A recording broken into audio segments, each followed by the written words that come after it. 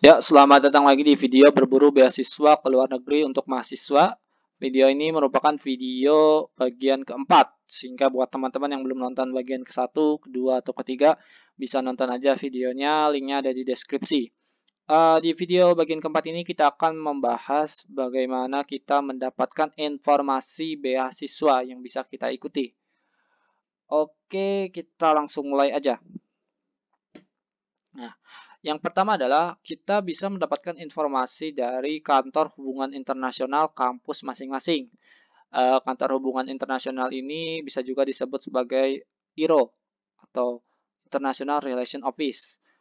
Biasanya informasi atau program-program yang ditampilkan pada atau di di kantor hubungan internasional kampus ini eksklusif untuk mahasiswa di kampus tersebut. Jadi kalau misalnya internasional office-nya UI, biasanya khusus untuk mahasiswa UI. Tapi ada juga kadang beberapa program yang bisa diikuti oleh mahasiswa kampus lain karena program tersebut sebenarnya hanya meminta bantuan ke kan, ke antar hubungan internasional itu untuk publikasi program mereka. Nah, untuk situs kampus internasional office masing-masingnya bisa kalian cari aja di Google. Ini gue menuliskan beberapa alamat web dari kantor hubungan internasional beberapa kampus. Kalau saran gue kalau kantor hubungan internasionalnya ini punya sosial media, mending follow sosial medianya aja karena lebih enak buat kita buat update informasi ya. Tapi kalau teman-teman mau buka websitenya juga bisa. Oke, terus yang kedua ada namanya lembaga internasional. Nah, kalau gue pribadi, gue lebih suka pakai Facebook. Jadi gue suka nge-like halaman-halaman dari lembaga-lembaga internasional ini karena mereka biasanya juga membagikan informasi ada program baru atau pendaftaran program suatu program dibuka itu biasanya mereka update juga di Facebook. Nah, yang pertama ini contohnya ada ASEAN Korea Center. Nah, kalau ASEAN Korea Center ini uh, dia adalah lembaga Korea yang dibentuk untuk mengurusi hubungan kerjasama antara ASEAN dan Korea. Kalian bisa buka aja alamatnya di facebook.com/AKCSNS atau bisa juga search aja ASEAN Korea Center di kolom pencarian yang ada di Facebook. Terus yang kedua ada juga yang namanya Young Southeast Asian Leaders Initiative. Kalau ini lembaga bentukan Amerika Serikat, biasanya mereka mengadakan beberapa program internasional untuk tentang kepemimpinan pemuda Asia Tenggara. Nah, biasanya lokasi penyelenggaraannya itu uh, macam-macam ya di Asia Tenggara, kadang di Singapura, kadang di Malaysia, kadang di Thailand, atau kadang di Vietnam atau yang lainnya. Terus teman-teman juga bisa ikut bisa like ASEAN Foundation. Kalau ASEAN Foundation ini lembaga dari ASEAN ya. Mereka juga punya beberapa program internasional untuk pemuda ASEAN. Terus yang keempat ada juga Kedutaan Besar Amerika Serikat. Teman-teman juga bisa like halamannya karena mereka juga punya beberapa program. Salah satunya ada YesAli, tapi mereka juga punya program lainnya. Terus teman-teman juga bisa follow Share Scholarship. Share Scholarship ini lembaga kerjasama antara ASEAN dengan European Union atau Uni Eropa. Biasanya ada informasi program internasional di sana dan biasanya mereka ini mengadakan beasiswa untuk student exchange ya. Terus yang terakhir ada juga Asia Europe Foundation. Ini lembaga kerjasama antara Asia dengan Eropa. Ini mereka juga suka mengadakan program-program internasional. Oke, jadi sebenarnya untuk lembaga-lembaga internasional ini nggak terbatas cuman ini aja. Ada lembaga-lembaga lainnya. Teman-teman bisa coba cari aja. Siapa tahu teman-teman bisa dapat informasi yang lebih lengkap ya daripada lembaga ini. Oke, selanjutnya kita bisa follow juga akun-akun atau halaman komunitas. Jadi di sini kita bergabung dengan orang-orang yang sama seperti kita, yaitu pemburu beasiswa. Yang pertama itu ada Youth Opportunities, bisa kalian follow. Terus yang kedua ada Opportunities Corner. Nah, kalau Opportunities Corner ini menurut gue yang paling oke sih, karena ini programnya maksudnya informasinya cukup lengkap dan kadang mereka mengadakan sharing session, bisa untuk berbagi tentang bagaimana sih cara menulis esai atau bagaimana tips-tips mendapatkan beasiswa. Nah, ini uh, pendiri dari Opportunities Corner ini orang Pakistan, jadi terkadang informasi yang ditampilkan itu khusus orang Pakistan, tapi kebanyakan sih bisa untuk negara lain juga gitu. Jadi kalian perlu baca secara teliti aja. Terus yang ketiga ada juga Asia Pacific Youth Service. Yang keempat ada Opportunities for Youth. Yang kelima ada ASEAN Opportunities. Yang keenam ada IR Student Updates.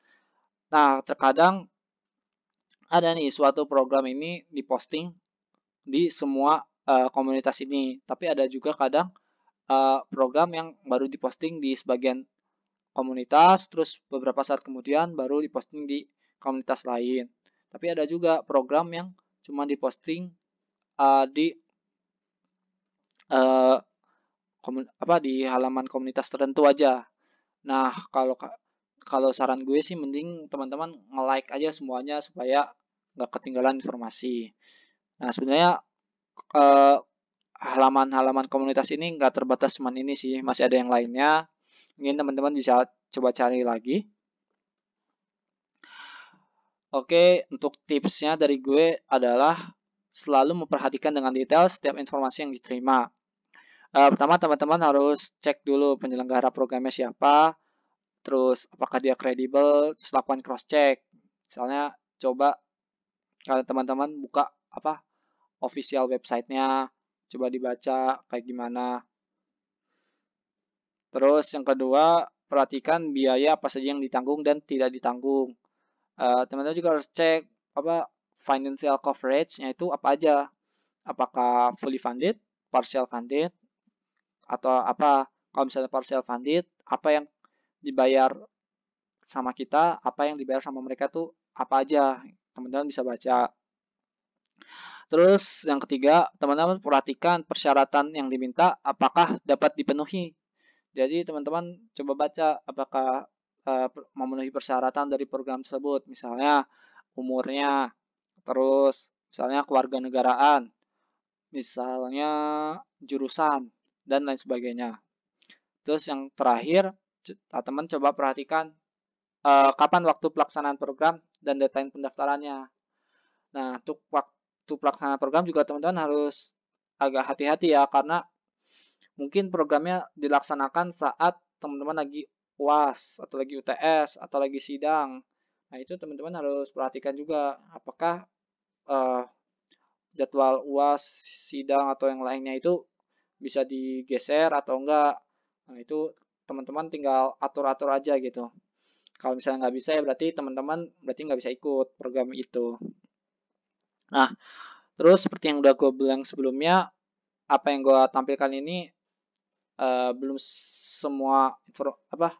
semuanya gitu. Jadi mungkin teman-teman bisa coba cari informasi lain. Misalnya dicari di Facebook pakai kata-kata opportunities atau kata-kata fully funded atau misalnya pakai kata kunci yang lain.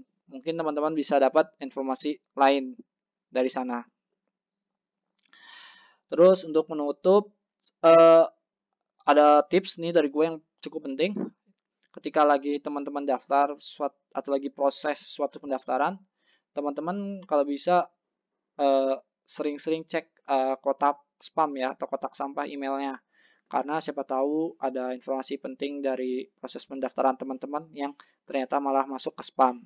Jadi gue mau cerita aja, gue dulu pernah keterima program di Singapura, tapi gue baru tahu beberapa hari kemudian karena waktu itu gue lagi iseng-iseng ngecek spam dan ternyata informasi program tersebut masuk ke spam.